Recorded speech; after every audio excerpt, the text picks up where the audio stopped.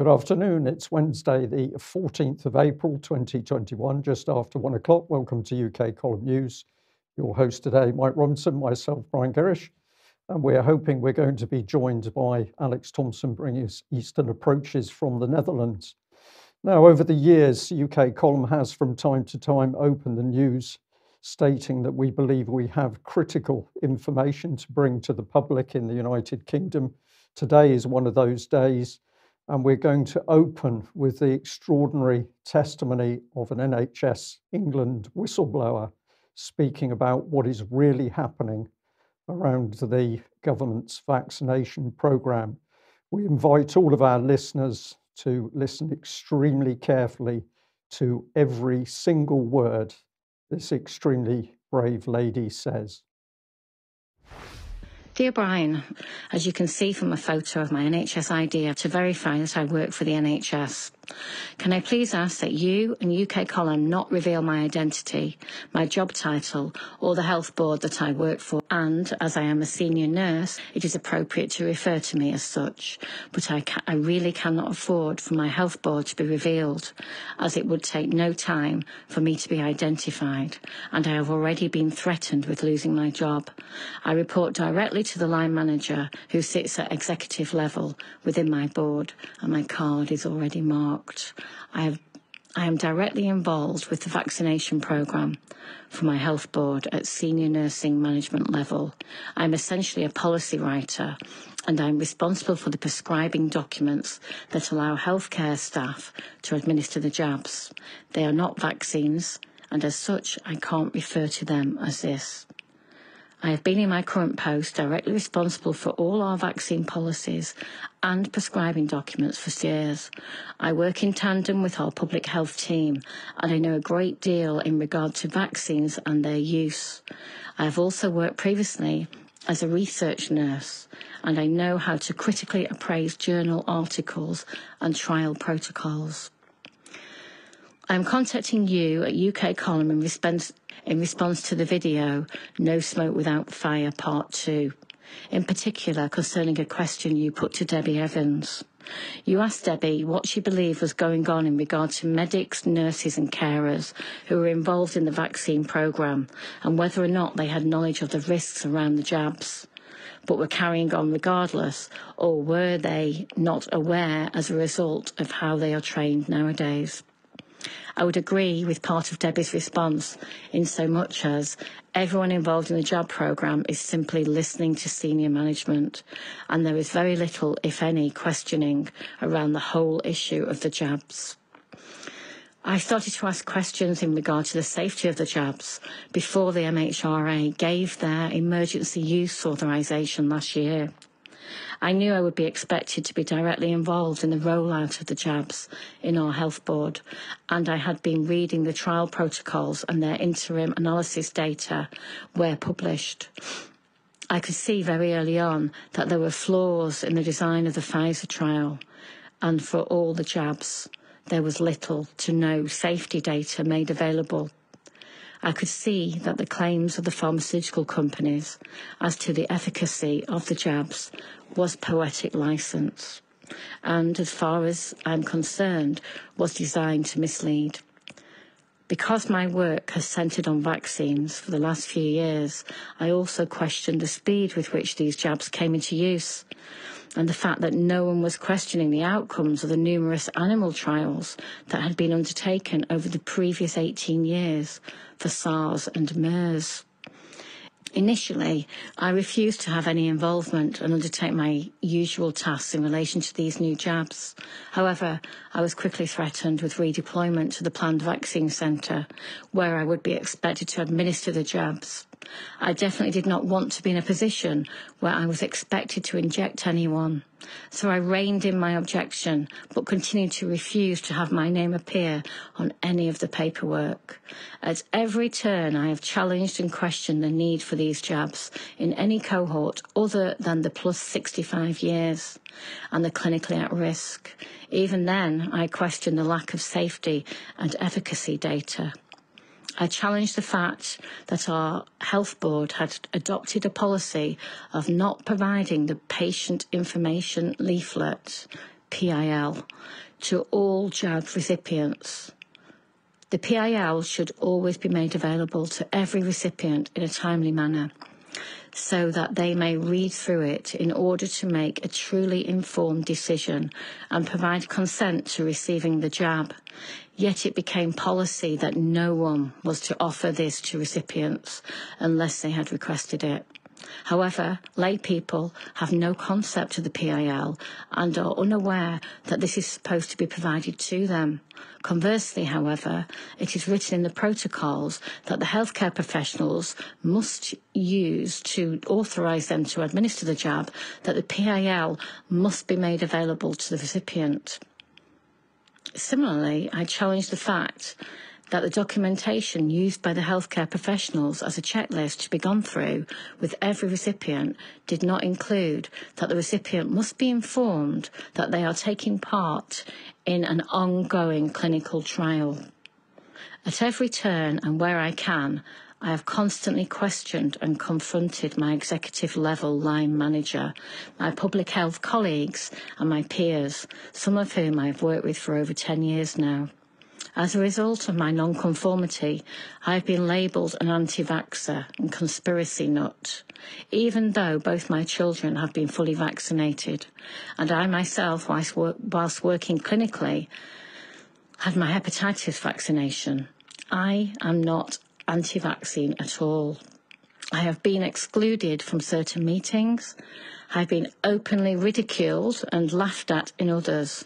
And most recently, I was told I needed to watch my step, as when cost-saving measures are required later this year, I may just find myself surplus to requirements.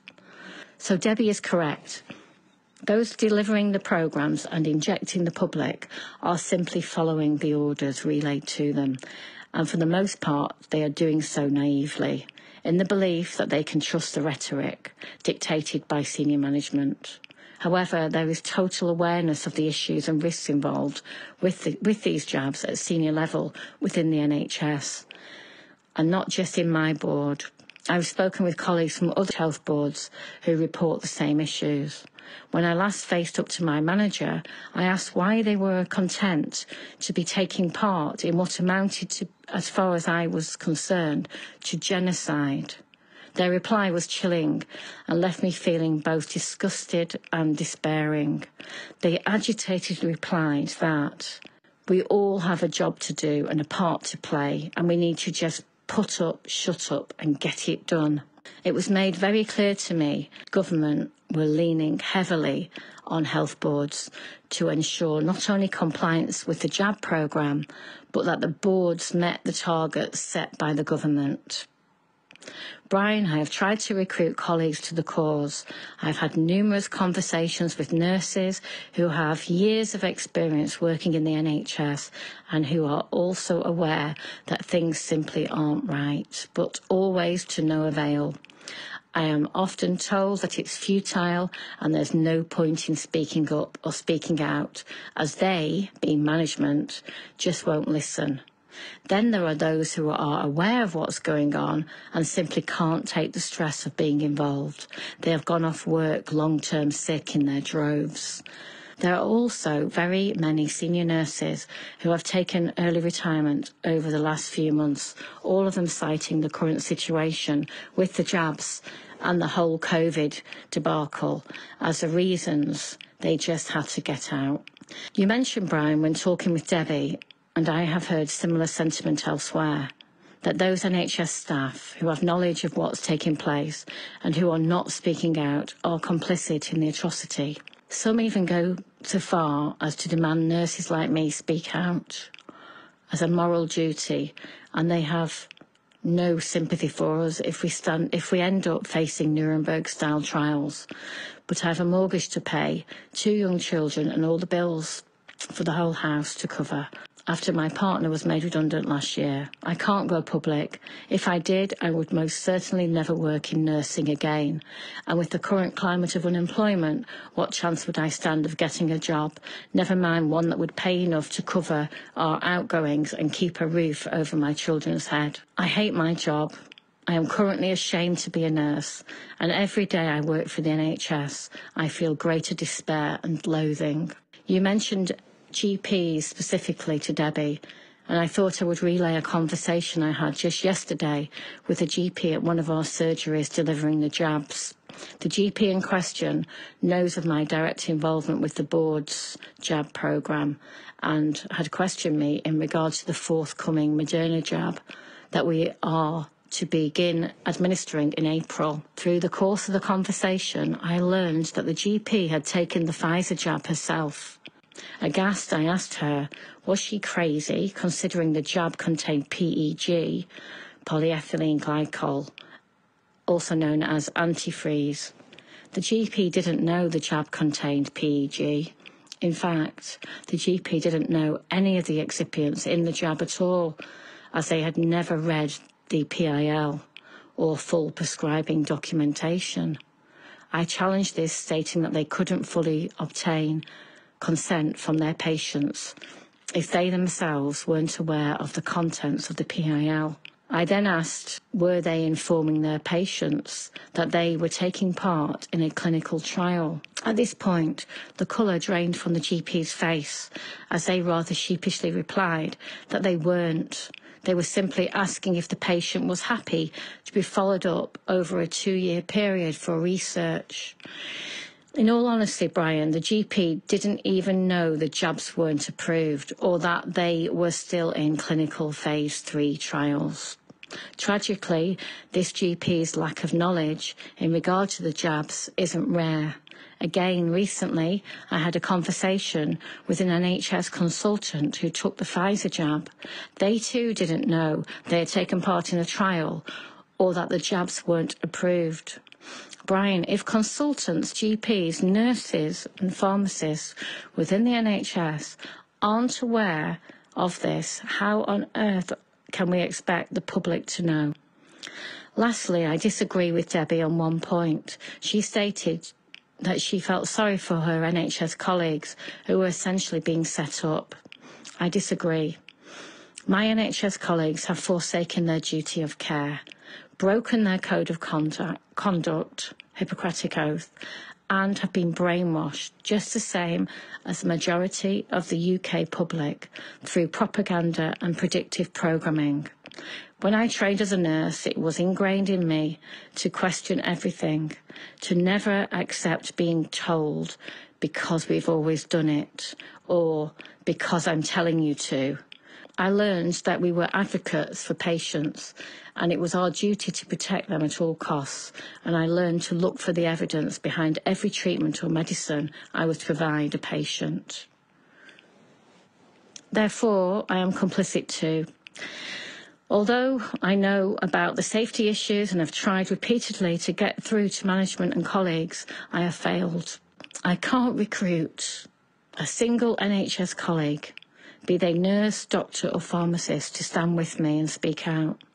I have gone to the union to look for them to support me, but predictably they told me I had no real case and it wouldn't be worth pursuing. As a lone voice, I will not be heard, but would lose my job, 23-year nursing career and my nursing registration. Of that, I have no doubt. For now, I am resigned to remain in my post. I will continue to be defiant and to challenge everyone at every opportunity to try to wake them up and see if they would be willing to side with me. If a time ever came when this genocide came to light, and if I ended up on trial testifying against those in positions of power who could have affected the outcomes, I would not hesitate to give evidence. I will also accept my fate should I too be found to have been duplicitous in this horrid act of human annihilation. I do not fear that day, Brian. Indeed, I pray for it to come. Well, what just an incredible statement by that extremely brave lady. And of course, she raises a great number of points which the public in UK should be clamouring at every single MP to answer. If I just recap very briefly on some of the key things that she said: no safety data produced, no patient information leaflets so that patients can make proper informed decisions about being vaccinated, the fact that not even the doctors were aware that what was taking place was an experimental trial of vaccines. And of course, she's threatened. She knows that she runs the risk of losing her job for simply speaking out. So here we see the hounding of the whistleblowers, anybody inside the NHS telling the truth. She's talking about Nuremberg trials, and of course she should be talking about that because this is the severity of what we're dealing with. She talks about the fact that the patients are not getting the care and attention that they really need and should be getting under the NHS. She's talked about that lack of knowledge by the GPs, and she's ending by talking about genocide, the words of a person with great experience inside the NHS is talking about the British government's COVID-19 vaccine program as genocide. What more could we possibly say on this, Mike? I don't know, but my first question though is, what's the justification for the program in the first place? Will we move on to talk about that? I think so, because I think we'll let that testimony sink in with our audience today. And of course, this is just one person. She's had trouble with getting support, but we know that a lot of support is coming forward in the NHS, and I'll mention that again in a minute. So this is the question: what is actually the justification for the mass vaccination program in the UK at the moment? Now, the Telegraph has this article today: a quarter of COVID deaths not caused by virus, new figures show. And they're saying calls to speed up roadmap. This is the roadmap to take us out of lockdown, as 23% of recent deaths are people dying with disease rather than from it. Now, maybe this language has been used in the mainstream press before, but I haven't really noticed it. It's really only people questioning the lockdown narrative that are asking about or using terms like with the disease rather than from it. So I just wanted to challenge this 23% figure a little bit. And to do that, I'm going to go to the UK Columns article here written by Ian Davis. Fantastic article. I do recommend, if you haven't read it yet, do so. A deceptive construction, why we must question the COVID-19 mortality statistics. And I'm just going to pull some of the details out of that, just a couple of the details out of this. Mortality risk disproportionately affects men. In 2018, the average age of death for men was approximately 80 and 83 for women in England and Wales. The average age of COVID-19 death is just over 82. So when we look at the mortality distribution, there's no observable impact from COVID-19. So the question we've been asking from the beginning is, where is the pandemic? And the point that we've been making from the beginning is that the only figures that can't be fudged are the all-cause mortality figures. And if you say that the average age of a COVID death is something similar to what we have seen from every other cause of death, then Brian, where is the pandemic? It doesn't seem to be there. SAGE, as the article goes on, SAGE assessed the UK main operational false positive rate for RT-PCR tests to be 2.3% of all conducted tests. The government say they've conducted just over 118 million tests, therefore, of which 4.3 million were positive. So let's just do a little bit of maths. 2.3% of 118 million is 2.7 million positive tests. That's the false positive tests out of 4.3 million positive tests in total. That's 67% of positive tests were false positives.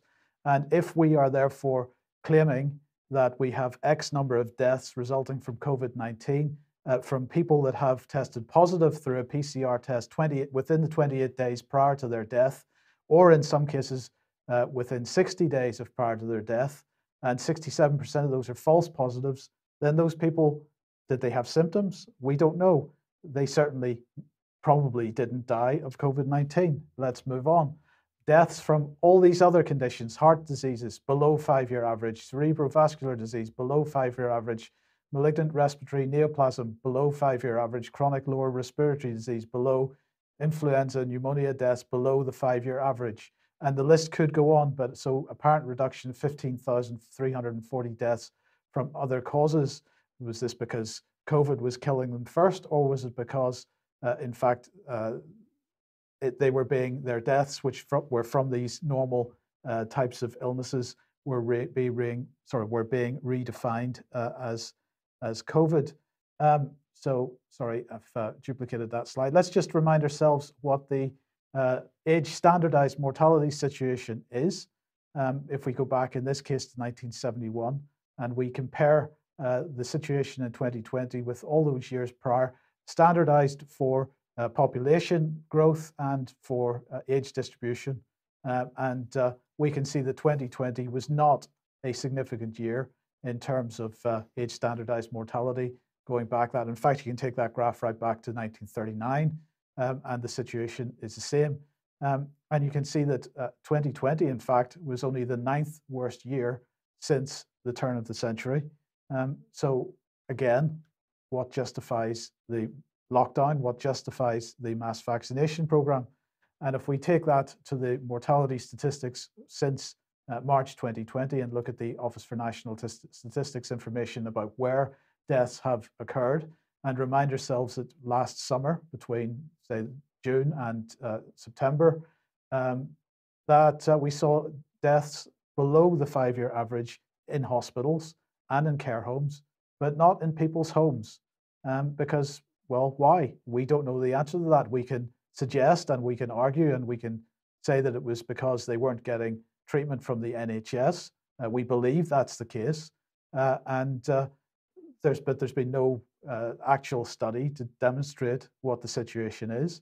So we're saying that it's because they haven't been getting their NHS care. Well, is there any evidence to support that? Yes, because this is from December, but this was the Royal College of Surgeons of England saying more than 160,000 people waiting more than a year for hospital treatment. They're saying today's waiting time statistics show there were more than 160,000 patients waiting more than a year for planned hospital treatment in October 2020, the highest number since May 2008. They said the total waiting list now stands at 4.45 million. So people not getting their support that they expect from the NHS.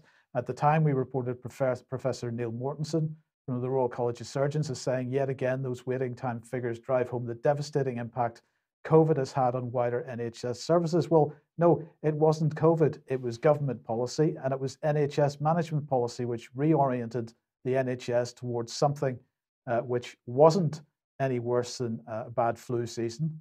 As a result, NHS services have suffered a devastating impact, at least treatment for people has had a devastating impact on people's lives.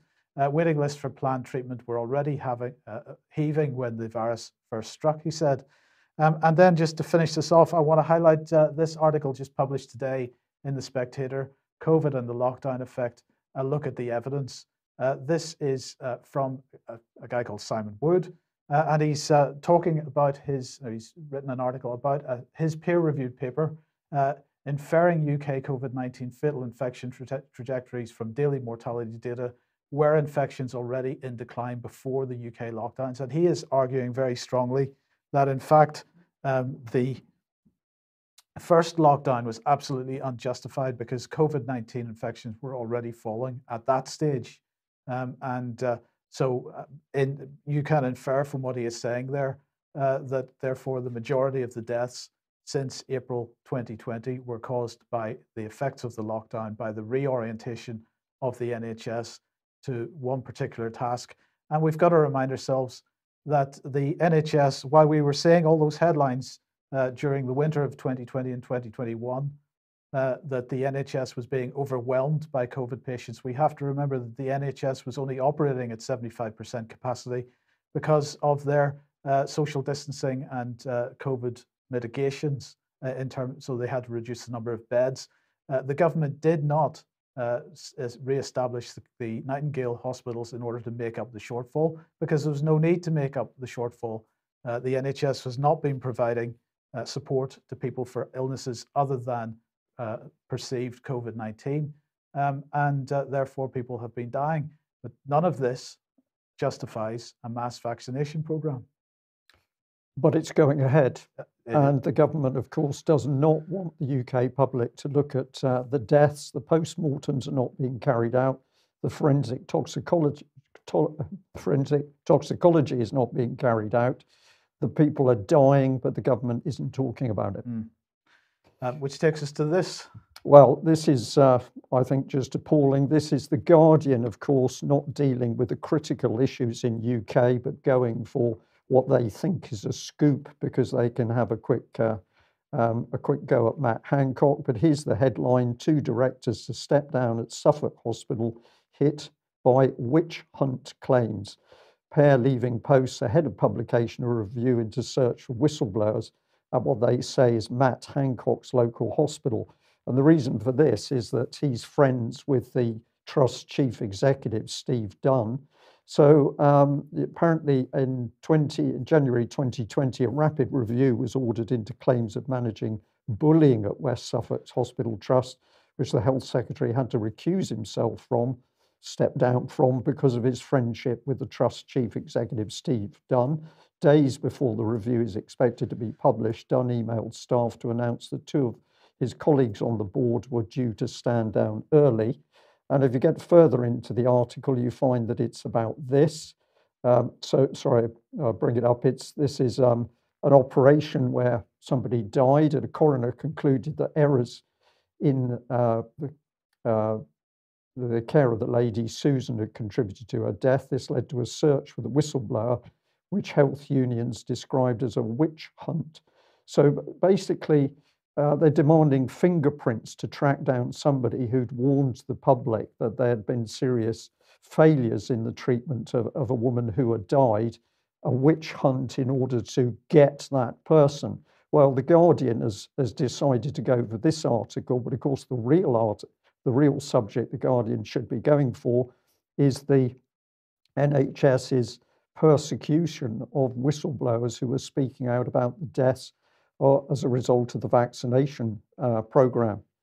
Well, people are coming forward, although the lady at the beginning of today's news was a little bit distressed that she said she couldn't get other people to support. Those people are coming forward to the UK column, and I can say that we are nearly overwhelmed now with contacts from people inside the system telling us what's going on. We tweeted this out yesterday. A very big thank you to all the very brave at NHS UK whistleblowers who are now stepping forward to reveal what's really happening inside the NHS following the COVID-19 pandemic and what's taking place with the present vaccine adverse reactions. They merit huge thanks, praise, and a hug. And that got 1,100 retweets. I'd also said it was wonderful that many nurses, medical and support staff are coming forward as they cannot continue to work a lie in NHS England. They're pressurised and threatened, which this lady clearly told us, with losing their jobs for speaking out. They're coming forward anyway. Great shame the doctors still lack the courage and morality of those nurses. Now, in the clip, the lady mentioned this interview, which was No Smoke Without Fire Part 2, where I was speaking with former NHS nurse Debbie Evans, and this and the other series of No Smoke Without Fire have had now quite a substantial viewing by the public. So if you haven't seen that, we'd encourage you to go and have a look. In the meantime, of course, the vaccination program being expanded now. So this is Matt Hancock's statement saying the Independent Joint Committee on Vaccination and Immunisation has today published this yesterday, actually, its final advice for phase 2 of the COVID-19 vaccination program. In line with its interim advice, the JCVI has recommended an age-based approach with adults aged 18 to 49 prioritised in descending age order. So I believe it's over 40s, 40 to 49 age group is the first lot in to get the next batch. All 4 nations of the UK have agreed to follow the JCVI's recommended approach. The UK remains on course to meet the target to offer a vaccine to all those in the phase 1 priority groups by mid-April and all adults by the end of July. Yes, well, what's happening alongside this is complete censorship, and thank you for the viewer that pointed out that the British Medical Journal article, which we highlighted a few days ago, has, well, it's disappeared. So if you go to the BMJ to look for the doctor who was speaking out about what was happening around vaccines, this notice comes up. This rapid response has been removed as it was being used to spread misinformation and was attributed in a misleading way on certain websites and social media. So the censorship comes in. This was the letter. And in this, qualified professional was talking about the failure to report the reality of the morbidity caused by our current vaccination program within the health service and staff population. The level of sickness after vaccination is unprecedented, and so it goes on. There's more to it here. This is written by a professional. And look at the language: coercion and mandating medical treatments on our staff of members of the public, especially when treatments are still in the, quote, experimental phase, are firmly in the realms of a totalitarian Nazi dystopia and fall far outside of our ethical values as the guardians of health. And instead of promoting these warnings, what does the British Medical Journal do? It suppresses and censors them. Well, we'd just like to give a big thanks to the World Doctors Alliance that's picked up on information that we're putting out. This was sent through to us showing that they are now circulating information from the UK column. And of course, they're also putting in their own very detailed analysis from medical professionals around the world. This was also sent in to us that the US begins a study of allergic reactions from mRNA coronavirus vaccines, proving COVID vaccine long-term safety studies have never been conducted. So it doesn't matter where we go, the information is coming through. And then if we look at what a local council is up to, and a big thank you to the viewer who sent this through to us, Lancashire County Council tackling misinformation around testing. It's saying that concerning posts that are circulating on social media are suggesting that chemicals used in the lateral flow tests have a high risk of causing cancer. This is inaccurate and harmful misinformation.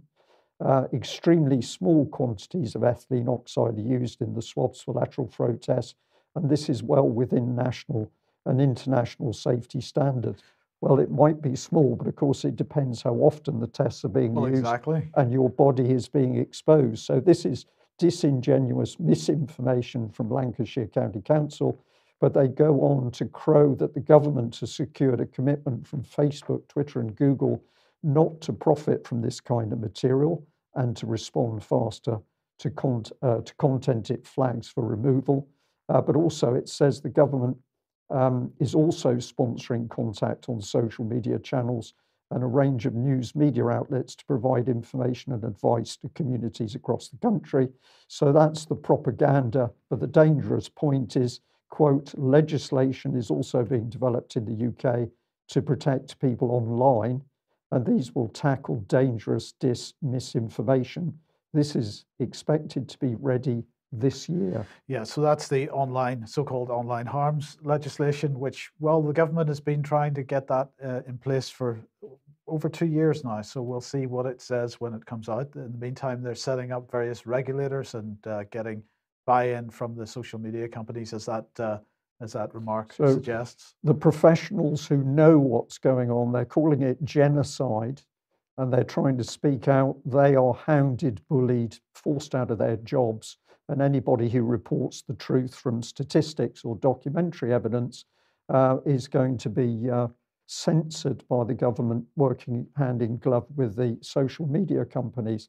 Well, I'll just end this segment here because we've got a paper from Derbyshire Healthcare NHS Foundation Trust. This was sent to an individual inviting them for a vaccine. The thing which is so cynical about this is that the person has been identified for this letter, come forward for a vaccine because you're vulnerable, not because they've got any physical health problems, but because they've got some mental health issues. So the government has locked people down for over a year, which has caused an unprecedented rise in mental health problems and difficulties. And then what happens next? The NHS invites those people to come and have a vaccine, but of course they're not reporting the side effects of the vaccine, which include adverse psychiatric reports. This is like something out of a film we're reporting on, Mike. Yeah. Okay, so where does that take us to? Let's head over to the continent and welcome Alex to the program. What's the situation in? Sorry, I've forgotten where this is. Alex, just tell us what this is about. Well, this is Zweites Deutsches Fernsehen, the German equivalent of the BBC, and they are funded by obligatory taxes. This piece has been picked up by Andrew Johnson's excellent site, checktheevidence.com. I strongly recommend people sign up to his very excellent newsletter. And so I went to look for the original. It's a Dutch footballer who plays in the German Bundesliga, Mr. Weghorst, who's given an interview about various footballing matters, but in it he gets grilled on why he dared to speak out against COVID jabs. By the way, I'm no longer going to be calling them vaccines because, as far as I'm concerned, they neither provide immunity nor stop transmission, and I don't see that anyone is claiming otherwise, so I'm going to say jabs from now on. Now let's go and have a look into more detail about what was said in this ZDF interview, just in passing. If people want the relevant 3-minute section in English, they can go to Wout Weghorst English subs on the Important Information channel. He was speaking in the Wolfsburg studio of ZDF. He was put on the spot in quite a nasty way by the interviewer, who said that in December 2020 he'd shared an Instagram post, and this was a great big sin for a footballer, to say, imagine a vaccine so safe you have to be threatened to take it. For a disease so deadly you have to be tested to know that you have it. Since then, says the interviewer, you have apologized for this post. Do you understand the large amount of criticism you received? And Mr. Weghorst says, actually, I've not apologized. This is a very important post. I'm calling attention to research, and people should make their own minds up. Next slide goes into a little more detail of the grilling. Here, this is typical of, I have to say, Dutch and German interviews, continuing to ask, but why have you not apologized for offending public sentiment? Do you distance yourself from the remarks? And Weghorst is not disconcerted by that. He says, well, actually, I've shared a link to a documentary going into the topic of the virus. Interviewer, yeah, but you basically said we all have to be forced into vaccinated. This is absolute nonsense. Do you still stand by this? And Weghorst, I think, takes the only sensible decision you can make when put on the spot by public broadcasters at this point. He says that I've made the best decision in the best interests of my family, my children and my girlfriend.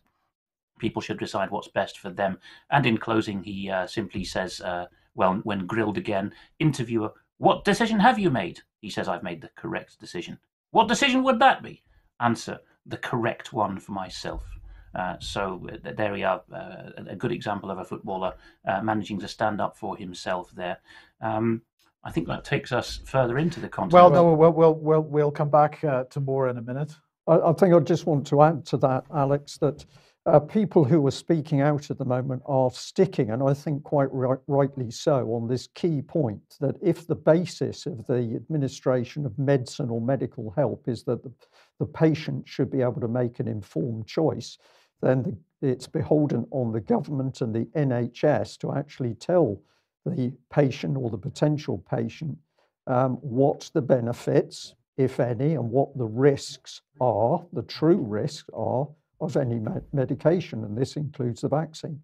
And so the individual who spoke out at the beginning of today's news again came up with this point that the real failure of the government here is that it will not tell the truth about the vaccine side effects. It will not tell the truth about adverse effects to the testing, and there's more to come out on that, which the UK column will be covering. So we're not informing people of the risks. Why are we not informing people of the risks? Well, because of course the risks are considerably more dangerous than the government's propaganda would have us believe. I think that's absolutely fair, Brian. And before we go on to a largely Europe-based segment, I'll mention in passing a stop press item, which is that with the help of Graham Moore, who goes by Daddy Dragon, he's having to re-establish his YouTube channel now, in a very emotional and sincere update. He's reporting on another way in which, as he puts it correctly, the state is ordering lives to be taken in Britain. People can look at application number 18533/21 of the ECHR. It's a case entitled Parfit versus the United Kingdom. A 5-year-old girl has had a family court order to take her life support tube out. I know people often say, oh, stop making heartrending appeals. These children can't stay alive. I think it would be good to look into this case in more detail before you say that. But Graham Moore, with very tearful appeals, and quite correctly saying that the power of prayer is needed in such situations, points out that it's not just in COVID terms that the British state in particular is now deciding that people can be killed. There seems to be an increasing amount of pseudo-medicine involved.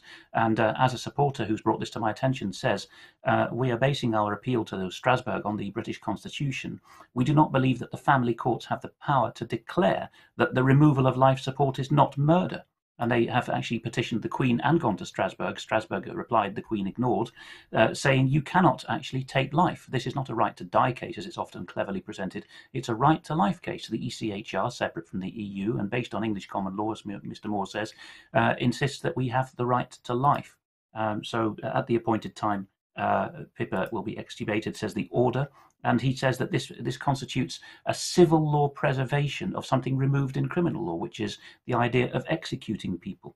And he says that in civil cases, the death sentence still exists, but nowadays we call it a judgment or order, and we have no jury involved. And I would argue that much of that can be backcast onto what we have covered in the last half hour about COVID, because there not even a family court, so-called, is involved, but someone even less competent than that, which is a health authority decision.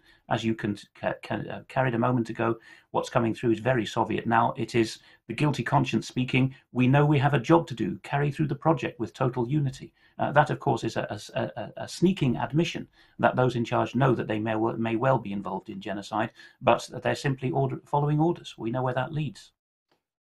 Alex, just to reinforce that point, we're also getting a lot of contact from members of the public who've got relatives in hospital, in intensive care as a result of vaccine adverse reactions. And what they're telling us is that if you attempt to put pressure on the NHS to find out what the actual cause of the patient's problems, and particularly in relation to the vaccines, the next thing that's happening is that the NHS is saying, oh, well, we suspect that the patient has got COVID and therefore you're not going to be able to visit. So they cut the link between the patient and the relatives. And once the patient is solely in the hands of the NHS, that patient, of course, can succumb to whatever, including death. And there is nobody to monitor what that particular NHS regime is doing. And if I sound passionate about this, I am, because the detail now given to us by NHS staff about these heinous acts is truly astonishing. Okay, if you like what the UK column does and you would like to support us, then please head over to ukcolumn.org/community. There are options to join us there. And also, if you would be able to share any of our material you find on the various social media platforms, that would be fantastic. Okay, well, I've just put up, we're delighted with the views that some of our recent work has got. This is part 3 of No Smoke Without Fire, talking about vaccine adverse reactions. The commentaries based on the government's own statistics. So if you haven't seen that, please have a watch, but views up to 42,000. Part 4, which is out, which is long, but it needs to be long to get the information, is also up to 42,000 views, and we've had really tremendous feedback. A big thank you to the people who tuned in to watch the Mark Anderson interview. That's now up to 23,000 views. And one of the eagle-eyed viewers of that particular discussion sent us this, which you should be interested in, of course, Mike, that the World Economic Forum has chosen Belfast, Leeds and London as global smart cities. And of course, this was the key discussion with Mark Anderson about the rise for global government via global cities. Well, I don't know about Leeds and London. I would imagine it's the same, but I know that Belfast is absolutely infested with common purpose graduates and mentality, and very much full of future leaders who would be very much into the World Economic Forum mindset. Let's put it that way. Yeah. Yes. And also a big thank you to Alex. Alex, you did an interview, which we decided to change it, an audio interview, which we decided to also put up on YouTube. That's got over 9,000 views. And really, I'll hand over to you at that point. Well, the first thing it teaches us is that we have an order of magnitude more reach if we mirror our content to the main UK column channel, on YouTube, as long as we have it. And it's unfortunate that, well, okay, you get people who are... Well, okay. Well, yeah, there we are. That's pretty unfortunate. That's a sign of the times that... have we got him back? You're back, Alex. Sorry, we missed the last I was talking about it. I was giving people a mild ticking off because they don't listen to, for example, Mike's regular slide saying we're on BitChute and Odyssey, because people posted under the YouTube upload of that, guys, are you on YouTube, BitChute and Odyssey? Well, yes, we are. Even if you follow us largely on YouTube, please look at the links that are painstakingly pasted in a few hours after initial upload of every news episode, because they provide the material links that people are bombarding us with questions for often. But more to the point of the content, Armenia and Azerbaijan went to war again last autumn, October, over Nagorno-Karabakh. The backstory is obtained by going to the podcast and following the links, going to ukcolumn.org/international, where most of this content is hosted. But it's left a delicate situation where, as we go into, with my guest Gevorg Virats and I talking about the Nagorno-Karabakh war and the ceasefire, a lot seems to have been stitched up behind the scenes. Now, we entitled this episode Guns, Gold and Gas, British Soft Power and a Pre-Cooked Ceasefire, because you'd be surprised that the supposedly anti-NATO, pro-Russian country involved, Armenia, actually has a couple of apparently pro-British people involved. Nikol Pashinyan, the Prime Minister, is well known in certain circles for being close to Soros. But even the Prime Minister, Artur Sargsyan, grew up in Britain and has never actually given evidence that he renounced his British citizenship. Gevorg goes into some detail about that and how actually it seems that Britain has even got its mitts on the country involved, which is further from the West. What's the result of this? Because of the sudden nature of the end of the war, something we go into in the podcast, and because of the way in which gentlemen's agreements were made between the Armenian and Azeri leaderships on the day when the Russians forced an end to the fighting, you end up with a situation where 200 people found themselves taken POW, or civilians who were not afforded the protections of the Geneva Convention, in the southern part of the territory captured by Azerbaijan that day. And just mentioning that Defense One has got hold of this with an American angle, American support is needed. Well, that's made by the by. The main thing is it's talking about the prisoner of war crisis, and they're talking about this. So there's 2 slides on that. If you go back one, Mike, we see that there's nearly 200 prisoners of war, and key to this is that civilian captives are involved. Azerbaijan is basically saying these aren't regular soldiers, they're terrorists, a nice label they like to slap on anyone. Of course, Azerbaijan is very pro-Turkish and pro-NATO in the piece. And the follow-up is that even the American site Defense One is saying, well, this is obviously going to lead up to a hostage situation in which Azerbaijan gets more of what it wants by extorting matters. So this war and its aftermath are far from over. Nothing about this has become public, and so we're trying to get through the murk by talking to Gevorg and bringing out what the rather suppressed Armenian side of the information coming out of that war has to tell us. I have also put together on our separate series, A Dissident's Guide to the Constitution here, I've put together a whole playlist.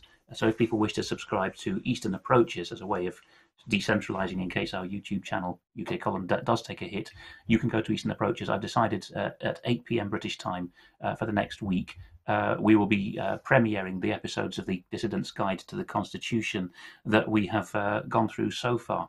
That Dissident's Guide has actually produced a large amount of interest, and again, it's a case of, while it can be on YouTube, it's getting an order of magnitude more views and listens than otherwise. One of the very promising young commentators who's been inspired by that and whom I've spoken to is Seb, who runs the extremely good channel Not the BBC, which deserves many thousands more subscriptions. He's come up with in his latest video, The Conditions for Freedom. In extra time, I think we'll be playing a clip of that. But he's giving very similar thought now to why is it that Britain and the English-speaking countries have historically been freer. And he says, well, it's not in the water, it's not in the soil, it's because of rare opportunities and alignments that we had.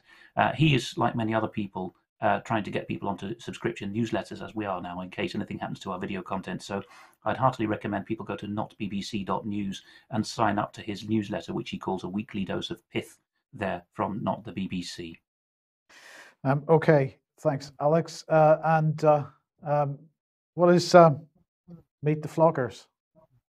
Meet the Flockers is a new playlist, in fact, two playlists on a channel which, like Graham Moore, who goes by Daddy Dragon, is basically having to re-establish itself because of all the hits people are taking.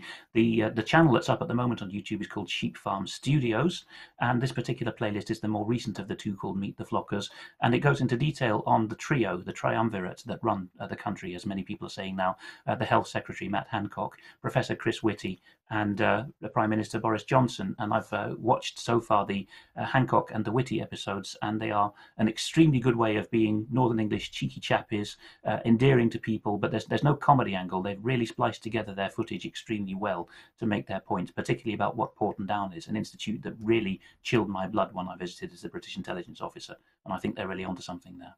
Yes. Now, on Friday's programme, Patrick Henningsen was making the point that Conservative Woman website is publishing some really interesting content at the moment. Well, today, Lt.General Jonathan Riley has published an article on Conservative Woman website, Weasel Words and Broken Promises, a roadmap to endless lockdown. And I have to say, this is an extremely strongly worded article. So let's just run through the content here. He says, in all the nations that make up the United Kingdom, we are governed by people who may differ on some aspects of policies, but who now share disreputable anti-democratic beliefs and whose goal appears to be the end of liberty. He says lies and lockdown are their methods, loss of liberty their aim. Implicit in these three ideas is an ever-increasing state power grab, the smashing of small, medium and large businesses, and the denial of family life. Why are they doing this? The discredited Professor Neil Ferguson's interview with The Times provided one clue. They did it because they could. He talks about PCR testing. He says high-cycle PCR testing, despite all its problems of false positives and the many scandals associated with it revealed here, was ramped up in order to deliver the cases needed to maintain restrictions. He also said the great and good fell for it. If the vaccine delivered freedom, they would have it. Not so. What became apparent was a coercion strategy, and that all the population would have to be vaccinated whether they needed it or not. The current offer in prospect is of some limited freedoms over the summer, brackets in return for compliance with the various experimental vaccines now being rolled out, but with most control measures remaining, i.e. social distancing, which he describes as a disgusting term, masks, which he describes as a badge of compliance, not a medical necessity, and restrictions on events and on travel. He says, given the government's behavioural policy form, it's hard not to guess at the intentions behind the conditional promises. One, to lull the people into a false sense of optimism and through the creation of artificial shortages, make them beg for the vaccine. And it all reminds him, he says, forcibly of conditions under communism in Eastern Europe before 1989. There's much more in the article. He goes into a lot more detail. I strongly recommend people read it and share it. But I just thought this was a really spectacular and, I have to admit, quite unexpected position for somebody with the reputation of Jonathan Riley to take. Well, Mike, I'm going to say I'm delighted, and I have said many times live publicly that I've been appalled at the standard of the senior retired British military officers. I labelled them cowards, I labelled them ignorant, and I stick by that with a great majority. But in this case, it appears that we now have one man who has decided to stand up and be counted alongside the nurses who are brave enough to come forward and say what's really going on. So we'll be interested to see whether Jonathan Riley is surrounded by colleagues in the coming days and weeks, or whether those senior retired military officers still lack the guts to come forward. Alex, very briefly, any thoughts on that? Yeah, it demonstrates to those who've come more from the intuitive end of the spectrum towards UK column material, as opposed to the intellectual background. You do need to study the claims about the background of democracy. Listen to the Dissident's Guide to the Constitution series. Listen to Seb on his Not the BBC channel talk about these things, because Lt.General Riley is one good example. People are now admitting of his senior generation and rank that actually those who control society through think tanks and funds have put in through education and broadcasting the memes into our head that say democracy good without ever defining democracy. And, I'm getting into a bunch of material now, which will probably be more for the series I'm doing with Brian on the psychological attack on the UK, that the Soviet tyrannies and the communist tyrannies suffered, if anything, from an excessive democracy. Many French commentators talk about this. Giving the people what they want became the means to tyrannize them, because the 51% could be induced to tyrannize the 49%. You need to get into the detail of this. People have got a gut feeling that all's not right, all is not well, but there's so many inversions that have been going on in our constitution. Don't shy away from this material. You need to understand the tricks that have been played. Yes, indeed. Right, now let's come on to this, because we're going to have quarantine inspectors. Everybody will be glad to know. This is as a result of, or this is about people that have come back to the UK from international travel. Of course, it's still illegal to holiday overseas, according to the government. But those entering the country following international travel have to quarantine for a period of 10 days at a managed quarantine site or at an address listed on their passenger locator form. And so the government is now funding a private company, this one, Mighty, to provide staff who are going to go around and check that you are at your registered address. And if you're not at your registered address, or they can't prove that you're at your registered address, they are probably going to call the police, because, as the government makes the point, they won't have any enforcement powers. But Alex, I find this quite an interesting development, because, of course, one of the effects of this is to sort of normalize the idea that private companies have some kind of right to walk up to your door and demand to see an individual, or get some access beyond your normal privacy rights.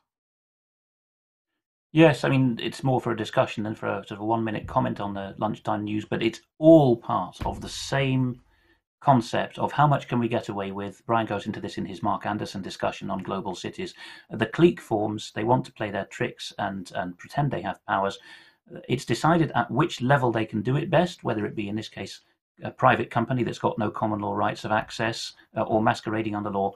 That's all firmed up. And then the Constitution is set in those terms, that this is the level at which this power resides. It's not the other way around. Theoreticians don't say these powers should be central government, these should be local. No. First, it's decided where the clique is strongest and has most influence and where people are least informed. Then we're told that this is the best form of democracy. And so in this particular era, I was growing up hearing public-private partnerships are good, market liberalisation, cheer Thatcherism. If not, you're a pinko, right? So that's another part of how the trick is played. Get categories clear in your mind. Private companies do not have common law rights of access, explicit or implicit. Indeed. Right, let's move back to the continent then. And we're heading over to Germany. Was this a German court ruling on testing? The third in a series, Mike. 2020news.de for those who read German or can use machine translators like Google Translate, and deepl.com, which is even better, should follow some of this stuff. This is 2020 News is calling the latest Weimar judgment from the Weimar family court, by the way, not the same Weimar court that ruled that masks were for the general population in the streets out of order. Weimar family court, in this what it calls sensational judgment, have decided that children cannot be required to be masked, socially distanced, or tested. And again, go to checktheevidence.com for the background on this by Andrew Johnson, his newsletter. He's got a very long and accurate translation of this, but people should read up on the detail, because this is the first fruition I can see. A little wave is coming through the Netherlands and Germany now of these cases, where in the continental civil law system, you have to argue your case a bit more theoretically than in Britain. But people are getting there. They are forcing local judges, not all of whom are nobbled at lower levels, to listen to experts saying PCR tests are not fit for purpose, they are useless, they're frauds. And judges in some cases... Yeah. Oh dear. Yes, we're definitely having technical problems today. That's really unfortunate. It's either a gremlin or it's 77 Brigade. Yes, right? That's the option in Britain in 2021. Yes. Well, look, let's move on to this. Well, if we can get to the point, we'll come back to Alex. Are you back? No, he's I'm not. back. I don't know what's happening. I don't know what's happening to my internet there today, but yes, I'm back if you're able to hear me. The general point is there's a wave of cases coming through the Netherlands and Germany in which family courts and other lower courts are hearing the evidence, and that there is no expert case at all for PCR testing to be implemented, or social distancing or masking. And courts are taking this seriously, particularly on the basis that children are suffering very real and disproportionate damage. So under the human rights framework that they've been brought up in, they at least have the quite correct understanding that this cannot be done. Okay. On to the Philippines, I believe. Yes, let's move on to the Philippines. So the Manila Times is mentioning similar doubts now. Yen Macabenta, thanks to the viewer who sent this, as always, is a regular commentator in the Manila Times, one of the main English language news outlets for the Philippines. And he says that behind the COVID case surge are debatable policy decisions. So he goes into a little more detail on that. He talks about quarantining the healthy, being out of order for a whole year now. This the acronym on screen is the Philippine equivalent that every country seems to have now of some advisory group that fronts up as a task force to tell elected government what to do. So is that like the Filipino equivalent SAGE? Yes, very much Right. so, and a bit more like a task force than SAGE is. But so he talks about how these people haven't studied the main papers on the subject. He goes on to talk about the credibility of the Philippines, because of course British and other sources liked to take a jab at the Philippines. They look at the political leadership of a country and then say this country is not running its COVID very well because it's not falling in line with us. And if you go back one slide there, there's just one conclusion about his submission. He submits that the daily count of new COVID cases will immediately start going down once the IATF EID stops testing the asymptomatic. And if it also slows down quarantining of the healthy and does more to help revive the economy, the COVID case count will plummet, he says. I think he's onto a case there, but this just one more example of many countries and many commentators now saying the same thing. Back to Europe, El Mundo, one of the main newspapers in Spain, talks about a policeman who's not named in Alicante, in the east of the country, who's been suspended on full pay, without pay for a year and 7 months to change his mind for not wearing the mask. And he says that the mask is an attack on his health. There he is holding up the decision in question. I'm deliberately leaving his quotation on the next slide in Spanish so that we don't get the usual flack for bad language. But Mr. Unnamed Alicante policeman, in a very manful performance in the video, says, well, I'll translate as much as I can without offending. This red line, he doesn't quite call it, but the red line he's decided to stand on is what separates us from being a country and being una mierda. And it separates us from being, on the one hand, from being policemen, and on the other hand, from being obeyers of illegal orders. So he says if he has to stand alone, he will. Very much like your NHS lady at the beginning of the segment. Over the border in Portugal, in mid-Portugal, in Coimbra, thanks again to another viewer for sending this, Noticias de Coimbra, one of the local papers there, is talking about, look at the number of police cars that turned up for this, the Portuguese police turning up to stop people planting trees. There's a lot of such cases. We've seen tree cutting, of course, over the whole of the Britain, Sheffield most widely covered. But in this case, it's a bit of an obscure argument between groups and the council over what kinds of trees should be planted in land designated for a golf course. But the overpowering turn up of the police there indicates, in comparison, in comparison with other pieces that we have had from Portugal recently about zoning and a compulsory purchase, indicates that I don't know whether you have a bit of video to accompany that, Mike, but you people can. No, I don't have that, but we can see quite clearly the number of police cars there are already, and then a van turns up as well. And how many? Do you know how many people were arrested? The number of 7 is at the back of my mind. I can't be definitive. People can find that easily enough on Facebook and Twitter or the website of Noticias de Coimbra and use an auto translator again.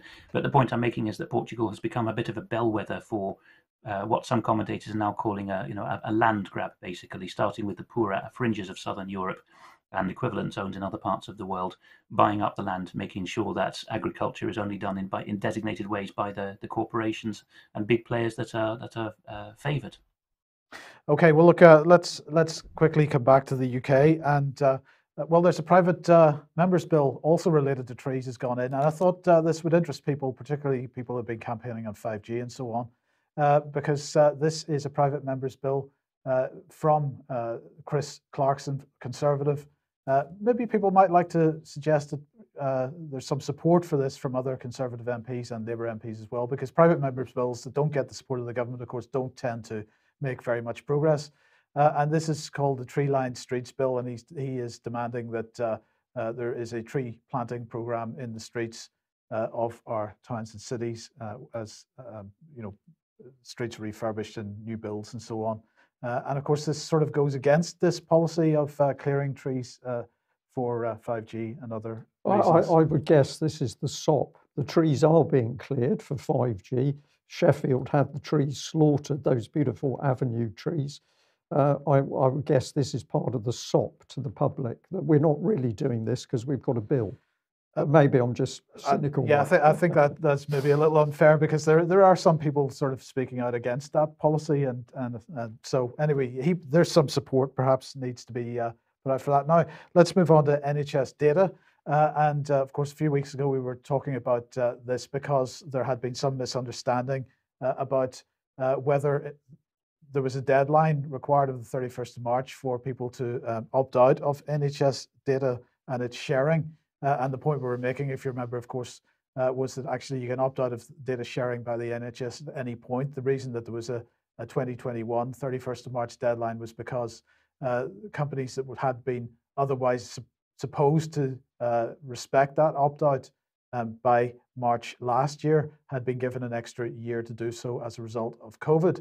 But the caveat on this was this statement on the NHS data website, that to help the NHS respond to coronavirus, your information may be used for coronavirus research purposes, even if you've chosen not to share it. So it's an opt-out that isn't really an opt-out. Well, there's been some work done here. Here we go, a report putting good into practice, a public dialogue, no less, on making public benefit assessments when using health and care data. This has been published today.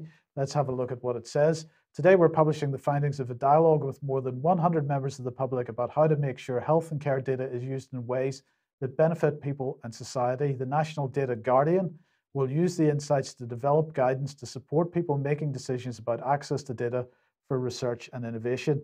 So 65, 67 million people in the country, and they asked 100 for comment. So what is this?